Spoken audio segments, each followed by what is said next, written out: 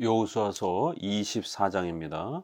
여호수아가 이스라엘 모든 지파를 세겜에 모으고 이스라엘 장로들과 그들의 수령들과 재판장들과 관리들을 부르매 그들이 하나님 앞에서 나와 선지라. 여호수아가 모든 백성에게 이르되 이스라엘의 하나님 여호와께서 이같이 말씀하시기를 옛적에 너희 조상들 곧 아브라함의 아버지 나홀의 아버지 데라가 강 저쪽에 거주하여 다른 신들을 섬겼으나 내가 너희의 조상 아브라함을 강 저쪽에서 이끌어내어 가나안 온 땅에 두루 행하게 하고 그의 씨를 번성하게 하려고 그에게 이삭을 주었으며 이삭에게는 야곱과 에서를 주었고 에서에게는 세일산을 소유로 주었으나 야곱과 그의 자손들은 애굽으로 내려갔으므로 내가 모세와 아론을 보내었고 또 애굽에 재앙을 내렸나니 곧 내가 그들 가운데 행한 것과 같고 그 후에 너희를 인도하여 내었노라.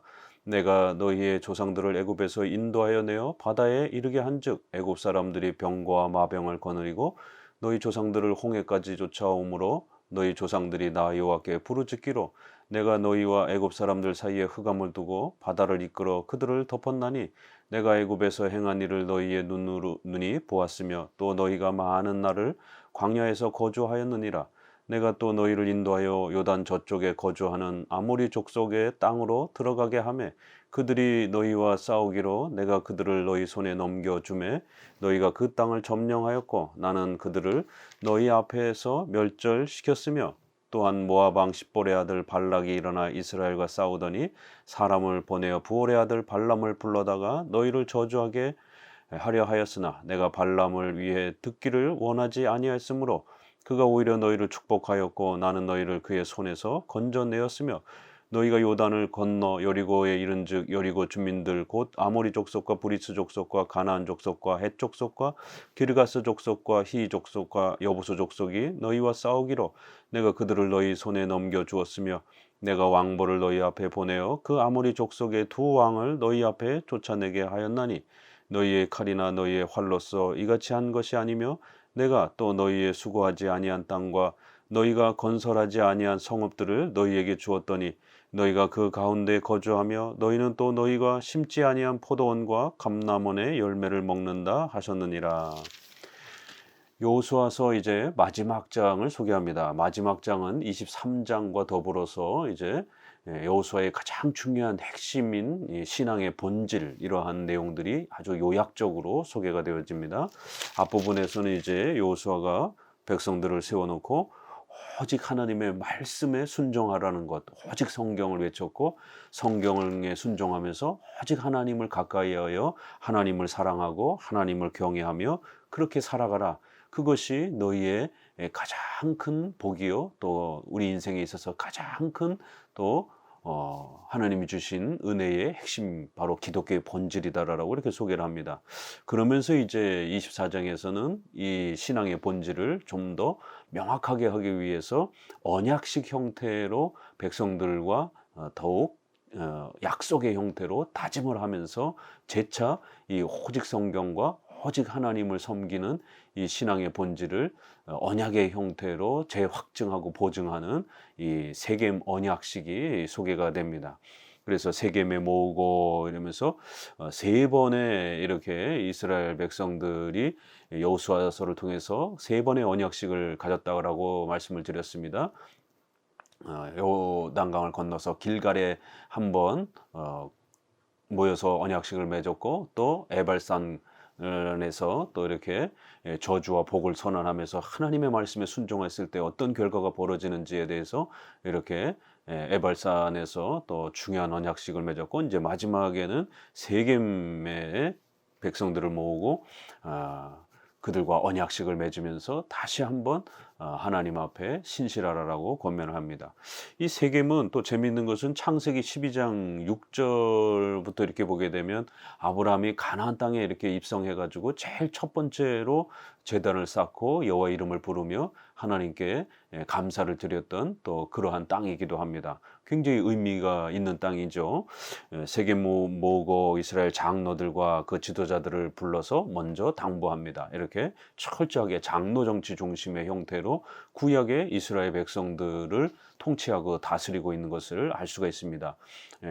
절대로 회중파 정치나 독립파 정치나 분리주의적인 이러한 개인교회 개인 중심적인 개교회 중심적인 이런 회중파 정치가 아니라 반드시 장로들을 대표로 해서 그 장로들을 중심으로 해서 백성들을 통치하는 장로 정치 형태의 교회 정치 질서를 구축하고 있습니다. 자, 그러면서 이제 앞부분에서는 아브라함에서부터 지금까지 그 모든 역사들을 한번 핵심적인 부분들을 요약을 하면서 전체 이스라엘 역사의 그 핵심을 요약해주는 그러한 모습을 볼 수가 있습니다.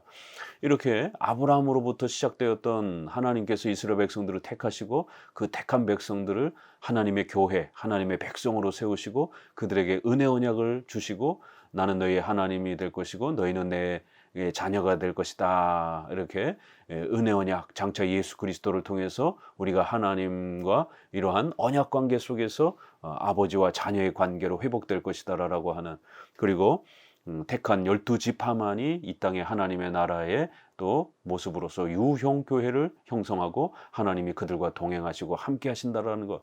그래서 그 유형교회를 통해서 하나님의 말씀이 전파되고 그 말씀의 백성들은 또 순종하며 오직 하나님의 영광을 위해서 살아야 된다라고 하는 이런 기독교의 본질이 구약에서도 아브라함의 역사부터 시작해서 여호수아의 역사까지 바로 그러한 역사를 통해서 가르쳤던 기독교의 핵심 내용을 이렇게 담고 있는 것임을 알 수가 있습니다. 그래서 이제 우리가 민수기에서도 이렇게 홍해 바다를 건너고 나서 모세의 그러한 또 권면 속에 또 민수기의 그런 여러 그 설명 중에서도 앞선 역사들을 요약하면서 도대체 하나님이 이방 땅에 살던 아브라함을 왜 이 가나안 땅으로 이렇게 옮기셨는가?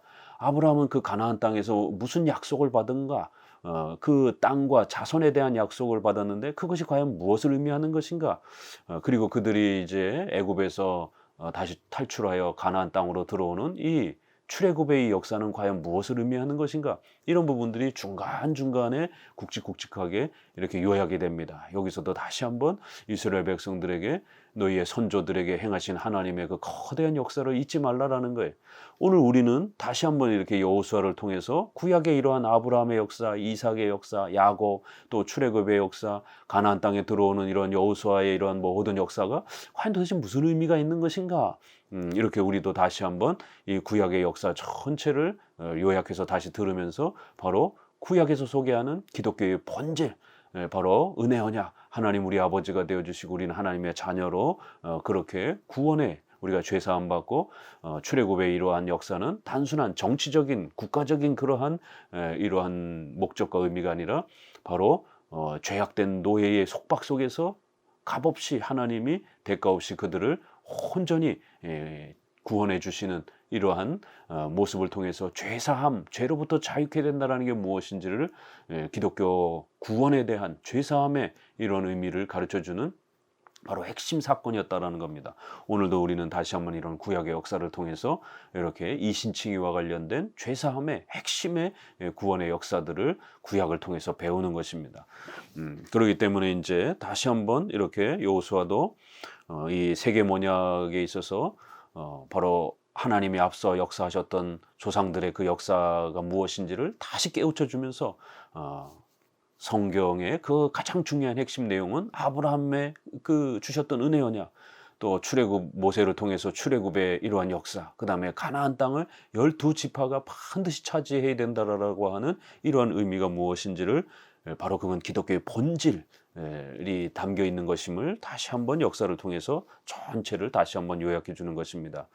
아브라함 이렇게 결국 다른 신을 섬겼던 이방 땅 지역에서 그렇게 하나님 없이 살아가던 아주 그런 부패한, 전적으로 부패한 이런 아브라함의 모습을 있는 그대로 소개를 하면서 그러한 부패한 타락한 아브라함을 하나님께서 무조건적인 선택으로 그를 사랑하셔서 그를 가나안 땅으로 옮기셨고 그에게 자손을 주셨고 또 그 자손은 장차 메시아라고 하는 하나님께서 이 땅에 오셔서 우리의 구원자가 되시는 바로 그러한 메시아를 아브라함의 자손을 통해서 그렇게 오시겠다라고 하는 이런 거대한 약속을 이 구원에 대한 은혜 언약의 약속을 바로 아브라함에게 무조건적인 선택과 사랑과 은혜로 이렇게 주셨다라고. 그래서 아브라함이 얼마나 부족하고 연약한 사람이었는지, 하나님과 상관없이 살았던 사람인지를 있는 그대로 소개하면서 그렇게 하나님이 아브라함에게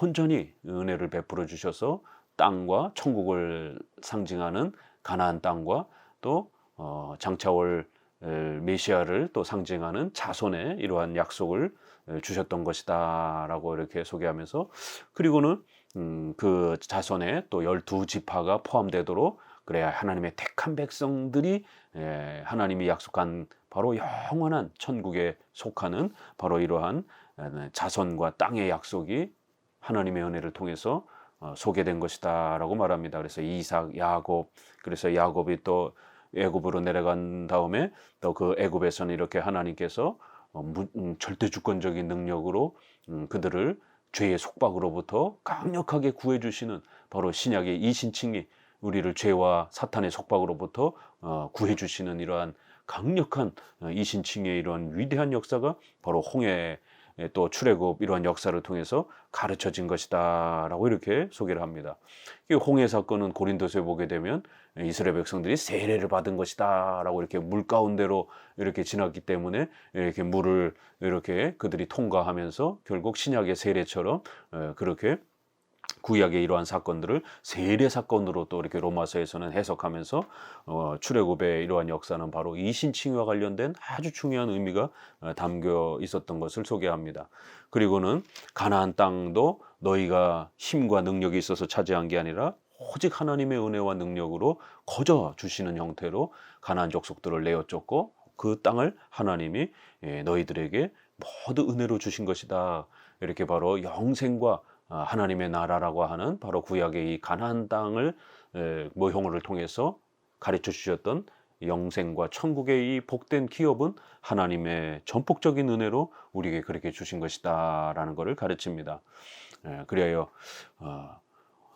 때로는 이렇게 강대국이, 강한 국가가 또 침략을 하려고 할 때, 또 발락이 발람을 세워서 이스라엘 백성들을 저주하려고 할 때 하나님은 그 모든 악한 자들의 공격을 다 막아내시고 오히려 축복의 형태로 뒤바꿔 주셔서 오히려 너희를 축복하였고 나는 너희를 그의 손에서 건져내었다 이렇게 표현하시면서 이스라엘의 그 모든 발걸음 하나하나 결국 하나님께서 그들을 구원하시기 위한 거대한 신적 작정과 섭리와 하나님의 예정의 그러한 통치의 계획 속에서 벌어진 주권적인 하나님의 구원의 역사라는 걸 다시 한번 재차 가르쳐 줍니다. 그리고 여리고 전투도 다시 한번 소개하고 또 그 다음에 그 가나안 족속과 싸울 때 왕벌을 너에게 보냈다. 그래서 이제 이 왕벌이 어떤 자연 재해를 이렇게 뜻하는 것으로도 이렇게 하나님이 때로는 우박을 통해서 때로는 여러 가지 지진을 통해서 초자연적인 어떤 형상들을 동원해서 가나안 족속을 물리치시는 그러한 하나님의 초자연적 기적을 말하는 것일 수도 있고, 또 어떤 이러한 짐승 떼 이런 문자 그대로 왕벌 어떤 그런 메뚜기 떼라든가 이러한 강력한 어떤 날짐승들의 이러한 어떤 떼를 무리를 이동시켜서 성경에 소개되지 않지만 또 가나안 족속을 물리치시는 그런 또 특별한 기적을 행하신 것으로, 또 아니면 강력한 이스라엘 백성들에게 군대적 힘을 주셔서 그들을 물리친 것처럼 이렇게 다양하게 하나님이 도와주신 초자연적인 그러한 방법을 해석할 수가 있습니다. 그래서 결국 너희의 칼이나 너희의 활, 무기로 정복한 게 아니라 오직 하나님의 전적인 은혜로 너희가 그 전쟁에 승리한 거고 그 땅을 얻은 것이다. 너희가 수고하지 아니한 땅, 너희가 심지 아니한 포도원과 감람원을 인매 열매를 너희가 먹는 것이다. 신약으로 넘어오게 되면 우리의 구원론과 관련해서 인간의 공로, 신인 협력주의가 아니라 오직 은혜로, 오직 하나님의 그러한 사랑으로, 오직 예수 그리스도의 공로로, 오직 성령 하나님의 불강력적인 은혜로 우리가 구원을 받는 하나님의 자녀가 되는 이 신앙의 본질이 이렇게 구약에는 이 이스라엘 역사와 또 여러 가지 의식적 모형을 통해서 가르쳐지고 있는 겁니다. 14절 그러므로 이제는 여호와를 경외하며 온전함과 진실함으로 그를 섬기라. 너희의 조상들이 강 저쪽과 애굽에서 섬기던 신들을 치워버리고 여호와만 섬기라. 만일 여호와를 섬기는 것이 너희에게 좋지 않게 보이거든 너희 조상들이 강 저쪽에서 섬기던 신들이든지 또는 너희가 거주하는 땅에 있는 아모리 족속의 신들이든지 너희가 섬길 자를 오늘 택하라. 오직 나와 내 집은 여호와를 섬기겠노라 하니 백성이 대답하여 이르되 우리가 결단코 여호와를 버리고 다른 신들을 섬기지 이기를 하지 아니하오리니 이는 우리 하나님 여호와께서 친히 우리와 우리 조상들을 인도하여 애굽 땅 종되었던 집에서 올라오게 하시고 우리 목전에서 그 큰 이적들을 행하시고 우리가 행한 모든 길과 우리가 지나온 모든 백성들 중에서 우리를 보호하셨음이며 여호와께서 또 모든 백성들과 이 땅에 거주하던 아모리 족속을 우리 앞에서 쫓아내셨음이라. 그러므로 우리도 여호와를 섬기리니 그는 우리 하나님이시미니이다 하리라. 여호수아가 백성에게 이르되 너희가 여호와를 능히 섬기지 못할 것은 그는 거룩하신 하나님이시여 질투하시는 하나님이시니 너희의 잘못과 죄들을 사하지 아니하실 것임이라. 만일 너희가 여호와를 버리고 이방 신들을 섬기면 너희에게 복을 내리신 후에라도 돌이켜 너희에게 재앙을 내리시고 너희를 멸하시리라 하시니 백성이 여호수아에게 말하되 아니니이다 우리가 여호와를 섬기겠나이다 하는지라. 여호수아가 백성에게 이르되 너희가 여호와를 택하고 그를 섬기리라 하였으니 스스로 증인이 되었느니라 하니 그들이 이르되 우리가 증인이 되었나이다 하더라. 여호수아가 이르되 그러면 이제 너희 중에 있는 이방 신들을 치워버리고 너희 마음을 이스라엘의 하나님 여호와께로 향하라 하니 백성이 여호수아에게 말하되 우리 하나님 여호와를 우리가 섬기고 그의 목소리를 우리가 청종하리이다 하는지라. 그날에 여호수아가 세겜에서 백성과 더불어 언약을 맺고 그들을 위하여 율례와 법도를 제정하였더라. 여호수아가 이 모든 말씀을 하나님의 율법책에 기록하고 큰 돌을 가져다가 거기 여호와의 성소 곁에 있는 상수리 나무 아래 세우고 모든 백성에게 이르되 보라 이 돌들이 우리에게 증거가 되리니 이는 여호와께서 우리에게 하신 모든 말씀을 이 돌들이 들었음이니라. 그런즉 너희가 너희의 하나님을 부인하지 못하도록 이 돌들이 증거가 되리라 하고 백성을 보내어 각기 기업으로 돌아가게 하였더라. 이 일 후에 여호와의 종 눈의 아들 여호수아가 110세의 죽음에 그들이 그의 기업 경내 딥나세라에 장사하였으니 딥나세라는 에브라임 산지 가스산 북쪽이었더라. 이스라엘이 여호수아가 사는 날 동안과 여호수아 뒤에 생존한 장로들 곧 여호와께서 이스라엘을 위하여 행하신 모든 일을 아는 자들이 사는 날 동안 여호와를 섬겼더라. 또 이스라엘 자손이 애굽에서 가져온 요셉의 뼈를 세겜에 장사하였으니 이곳은 야곱이 크시타를 주고 세겜의 아버지 하몰의 자손들에게서 산밭이라. 그것이 요셉 자손의 기업이 되었더라. 아론의 아들 엘라살도 죽음에 그들이 그를 그의 아들 비느하스가 에브라임 산지에서 받은 산에 장사하였더라. 이제 결국 이스라엘 역사를 전체를 소개하고 난 다음에 다시 한번 23장에서 소개했던 오직 하나님을 섬겨야 된다라는 것. 결국 이것은 신약까지 확대되면 오직 예수 그리스도를 믿고 구원받아야 된다라는 것. 오직 예수 그리스도를 믿고 구원받고 오직 하나님만을 사랑하라는 것. 여호와를 경외하며 온전히 그를 진실한 마음으로 그를 섬기라. 여호와만 섬기라. 이 일계명 나 외에 다른 신을 내게 있게 말라라는 이 오직 하나님이라고 하는 이 중요한 기독교의 본질을 다시 한번 외칩니다. 너희 가운데 혹시라도 다른 신들을 이렇게 섬기고자 하는 마음과 태도가 있다라면 전부 다 치워버려라. 너희가 애굽에서 섬기던 신들을 치워버려라. 이게 혼합주의에 대한 아주 엄중한 경고를 다시 한번 경고하면서 기독교인들은 절대로 혼합주의에 빠지면 안 된다라고 아주 너희의 신앙의 정체를 분명히 하라라고 당부합니다. 오늘 우리 시대의 WCC, WEA 또 로잔 대회와 같은 이런 국제 대회들이 자꾸만 타종교와 또 기독교 안에도 여러 교파들을 결국 다 짬뽕으로 혼합해서 결국 사랑을 실천하자 이런 식으로 결국 기독교 연합 조직들이 종교 다원주의, 종교 혼합주의로 점점 흐르고 있습니다. 출발은 뭐 건강하게 했을지 모를지라도 결국 WCC를 중심으로 해서 타 종교에도 구원이 있다라고 대놓고 그렇게 주장을 하고 결국 이렇게 WCC의 활동에 WEA도 국제 이러한 활동 속에서 그의 대표들이 연합을 선언하고 또 많은 부분에서 연합 활동들을 같이 하는 이러한 참으로 참담한 모습들을 보게 됩니다. 거기에 많은 교단들이 또 참여하고 있는 것을 보게 됩니다.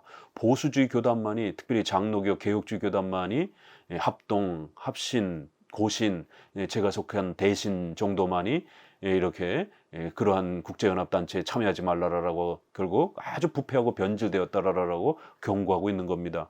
이렇게 오늘날도 오직 하나님, 오직 예수 그리스도만으로 구원받는 이 신칭의를 외치지 않고 자꾸만 타종교에도 이렇게 무엇이 있는 것처럼 자꾸 연합하려고 하고 오직 하나님, 오직 예수 그리스도로 외치는 게 마치 독선적인 것처럼 자꾸 이렇게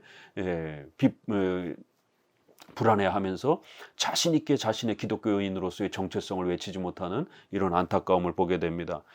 오늘 우리들에게도 경고하는 메시지가 되는 겁니다. 이 신도 좋고 저 신도 좋고 이 종교도 좋고 저 종교도 좋고 언제까지 그러고 있을 거냐라는 겁니다.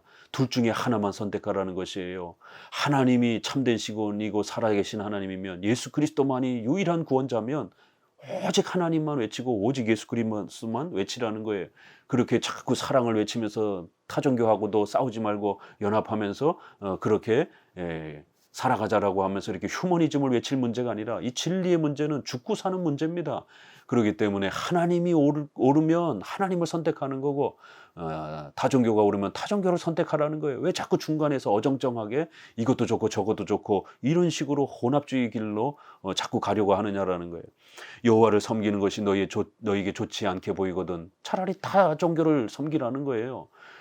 오직 예수 그리스도, 오직 하나님을 섬기는 게 불편하면 그럼 타종교를 섬기라는 겁니다. 왜 자꾸 하나님도 섬기고 타종교도 섬기고 그렇게 여러 종교가 연합하여 사랑으로 하나 되자라고 자꾸만 기독교가 이런 소리를 하면 어떡하겠느냐라는 겁니다.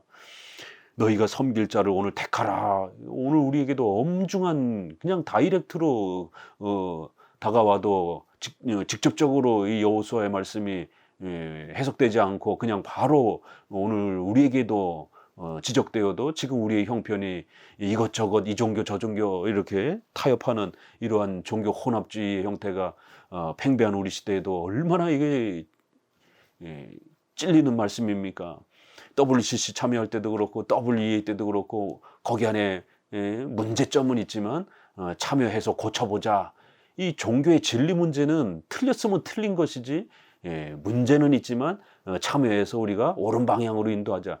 이거는 말도 안 되는 어불성설인 것입니다. 혼합주의가 얼마나 무서운 것인지를 몰라서 하는 소리입니다.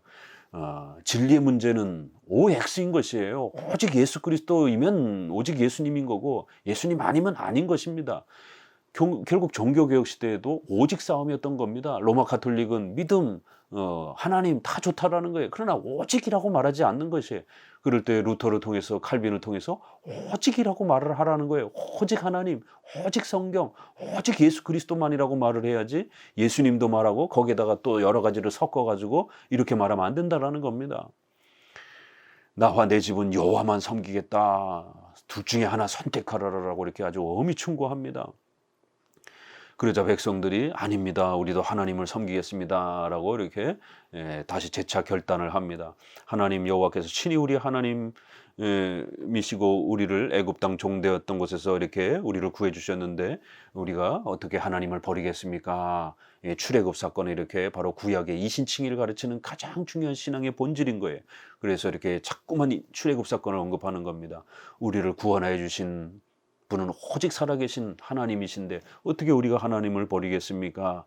우리도 여호와를 섬기고 그는 우리의 하나님이십니다. 이거 창세기 17장 7절 8절에 있는 은혜 언약 내용 아닙니까? 하나님이 우리의 아버지가 되어주시고 우리는 하나님의 자녀입니다. 바로 이런 구원의 은혜를 하나님이 우리에게 주신 것입니다. 그런데 어떻게 우리가 하나님을 버리겠습니까? 이렇게 백성들이 잘 대답했습니다. 그러자 19절에서 여호수아가 다시 한번 이렇게 책망을 합니다. 너희가 그렇게 하나님을 열심히 섬기겠다라고 고백했느냐? 그러나 너희들은 하나님을 제대로 못 섬길 것이다. 능히 섬기지 못할 것은, 이렇게 좀 이상하게 책망을 하죠. 그러나 이제 이것은 뒷구절에 보게 되면 20절, 만일 너희가 여호와를 버리면, 이방 신들을 섬기면, 이렇게 역설적인 그러한 책망인 것입니다. 그래, 너희가 하나님을 잘 섬기겠다고 선택했느냐? 그러나 만약 너희가 하나님을 버린다면 이런 무서운 심판이 주어질 거를 엄중히 생각해라. 이런 역설적인 그러한 책망인 것입니다. 그래, 너희가 그렇게 하나님을 열심히 섬기겠다라고 다짐했느냐? 너희는 너희가 여호와를 능히 섬기지 못할 것이다. 이렇게 다시 한번 꾸중하면서, 우리는 인간이고 피조물이고 하나님은 전지전능하신, 그는 거룩하신 하나님이요 질투하신 하나님이요 너희의 잘못들을 사하지 아니하시고 너희가 회개하지 아니하면 반드시 심판하시는 전지전능하신 하나님이신 줄 알고 반드시 하나님만을 두려워해라. 이런 권면인 것이죠. 너희가 만약 하나님을 버린다라면, 너희가 하나님 앞에 회개하지 않는다면 엄중한 꾸중을 받을 줄 또 꼭 마음에 명심해라. 이렇게 재차 이렇게 또 역설적으로 이렇게 돌려서 책망을 하는 것입니다. 결국 하나님이 어떤 분이신지 실론, 하나님의 속성을 출애굽기 34장 6절 7절에, 또 소율이 문답에서도 하나님은 어떤 분이십니까? 라고 했을 때 하나님의 7가지 속성을 소개할 때에 그 아주 중요한 핵심 내용이기도 합니다. 이렇게 하나님의 속성을 다시 한번 소개하면서 오직 하나님만을 섬겨야 된다. 만약 너희가 하나님을 버린다라면 하나님이 무섭게 너희를 징계하실 거다라고 이렇게 책망을 합니다. 그러자 이제 우리도 하나님 섬기겠습니다라고 다시 또 재차 고백하자, 그렇다라면 23절에 너희 중에 있는 이방 신들을 치워버려라. 꽤 여전히 신앙생활을 하면서도 그들의 일상생활 속에서는 바알과 아세라와 관련된 이방 신의 이런 여러 생활 물품이라든가 풍요를 뜻하는 이러한 바알신이라든가 이런 타종교에 대한 이러한 그 의식들을 여전히 수용을 해서 그렇게 종교 혼합주의적인 행동들을 하고 있었던 겁니다. 그래서 마지막 24장에서는 그래, 너희가 오직 하나님만을 사랑하겠다라면 그러면 너희 안에 있는 이방 종교의 그런 습관, 문화들을 철저히 제거해라. 신들을 치워버려라 라고 이렇게 거듭거듭 책망을 하면서 우리 안에 있는 이방 종교의 그런 여러 가지 모습들이 아직 남아있다라면 철저히 개혁하고 오직 성경에서 가르쳐준 대로 신앙을 개혁하라라고 이렇게 다시 한번 다짐을 시킵니다. 그러면서 이제 큰 돌을 가져다가 결국 세겜에서 이 모든 말씀을 이제 기록하면서 그렇게 다짐을 받습니다. 돌을 증거로 삼는 것은 돌이 변하지 않기 때문에 거기에다가 자신들의 신앙 고백을, 성경의 말씀을 기록하면서 우리가 어떤 고백을 했는지 이 돌을 보밀 때마다 신앙을 재다짐하라는 겁니다. 이렇게 구약에는 여러 모형과 의식을 통해서 신앙의 이러한 또 도구로, 교육의 도구로 사용했기 때문에 이 큰 돌이 증거가 되리라 이렇게 하면서 결국 그들의 약속을 보증하고 인치는 그런 수단으로 삼는 것을 보게 됩니다. 결국 이러한 신앙 고백으로 인해서 여호수아와 장로들과 그 어른들이 사는 동안에는 신앙이 잘 유지가 된 또 이러한 귀한 열매가 보존되었다라고 말합니다. 그러나 참 안타까운 것은 이제 이 표현이 사사기 다음 이제 2장으로 넘어가게 되면 결국 그 어른들이 다 돌아가시고 나서 자손들이 남았을 때는 하나님 앞에서 제대로 이 신앙을 유지하지 못하고 또 신앙 교육을 제대로 받지 못해서 성경에 무지해서 백성들이 타락하는 장면을 보게 됩니다.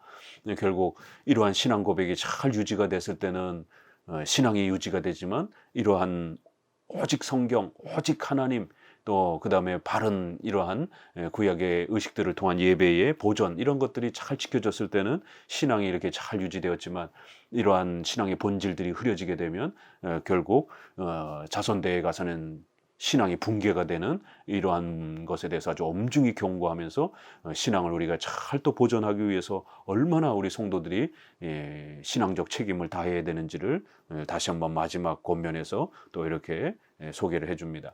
그리고는 그들이 가나안 땅에 또 안착하면서 결국 요셉의 그 뼈를 가져다가 이렇게 가나안 땅에다가 안착하면서 마무리를 합니다. 이것은 오늘날 우리가 꼭 땅에다가 매장해야 된다라는 그러한 장래 문화를 가르치는 것이 아니라 바로 가나안 땅은 구약의 하나님의 나라를 상징하는 중요한 모형이었기 때문에 아브라함이나 모든 조상들은 죽어서라도 자기의 뼈들이 가나안 땅에 묻히기를 원했고, 그걸 조상들이 후손들에게 약속했고, 후손들은 그 조상들을 기억하고 가나안 땅에다가 그들의 뼈를 묻어주면서 오직 하나님을 섬기고 오직 성경에 순종하면서 오직 하나님의 나라를 소망하는 이러한 신앙의 모습이 이렇게 열매를 맺고 또 나타나는 형태로 마무리를 짓고 있는 것입니다. 이렇게 여호수아서는 결국 가나안 땅에 정착하고 가나안 땅에 안착하면서 오직 성경, 오직 하나님, 또 이 오직 예수 그리스도를 통하여 우리가 구원받아 영생을 누리는 하나님의 나라를 기업으로 얻는 이 기독교의 본질이 이렇게 아주 핵심적으로 잘 요약되면서 마무리되고 있는 것입니다. 감사합니다.